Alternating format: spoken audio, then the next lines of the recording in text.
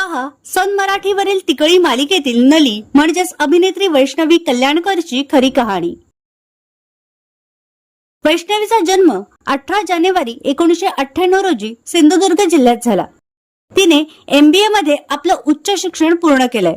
उच्च शिक्षण झाल्यानंतर काही काळ वैष्णवीने बँकेत नोकरी देखील केली होती. तिने आपल्या अभिनयाची सुरुवात YouTube वरील गावाकडच्या गोष्टी या वेब सिरीज मधून केली. त्यानंतर ती शाळा प्रत्येकाच्या आठवणीतली या वेब सिरीज मध्ये झळकली. या वेब सिरीज मधील तिचं प्रिया हे पात्र चांगलंच हिट ठरलं होतं. पुढे झी मराठीवरील देव माणूस 2 या मालिकेतून वैष्णवीने मालिका विश्वात पदार्पण केलं. नंतर तू चाल पुढं या मालिकेत झळकली आणि आता ती तिकळी मालिकेत दिसून येत आहे.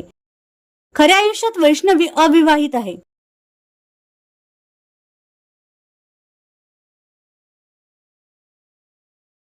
तर तुम्हाला अभिनेत्री वैष्णवी कल्याणकर आवडते का, हे आम्हाला कमेंट बॉक्स मध्ये नक्की सांगा.